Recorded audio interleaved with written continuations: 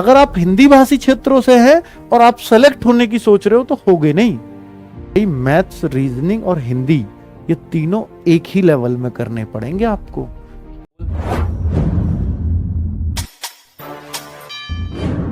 तो स्ट्रांगली बढ़िए और सब्जेक्ट वाइज बढ़िए। रीजनिंग और हिंदी वो आपको स्ट्रांगनेस देंगी सबसे पहले, कि रीजनिंग को मुट्ठी में कर लो कि इसका कुछ भी हो जाए 15 से नीचे इसका सवाल नहीं जाने दूंगा, 15 तो पक्का ही करेक्ट करूंगा कैसा भी पेपर आ जाए।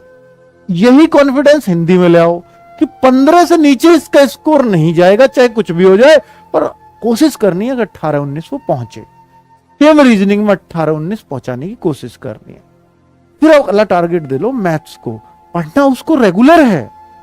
बिना मैथ्स पढ़े अगर आप हिंदी भाषी क्षेत्रों से हैं और आप सेलेक्ट होने की सोच रहे हो तो होगे नहीं। करना ही पड़ेगा मैथ्स, चाहे लड़के हो चाहे लड़की हो, मैथ्स पढ़ना ही पड़ेगा।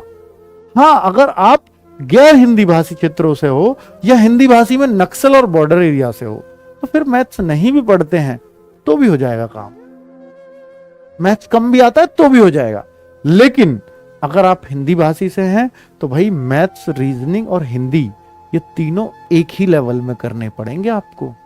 कैसा भी पेपर आ जाए मैं इनको 15 से नीचे नहीं जाने दूंगा, कोशिश 18-19 की करूंगा।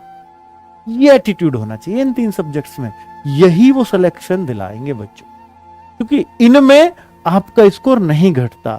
जीएस तो कभी ऐसा होगा कि 20 में से 15-16 सही हो जाएंगे और कभी ऐसा भी होगा कि 7-8 सही हो रहे हैं। वो धोखा दे सकती है, पर ये 3 सब्जेक्ट कभी धोखा नहीं देते अगर आपको एक बार आ जाए तो। ठीक है, चलिए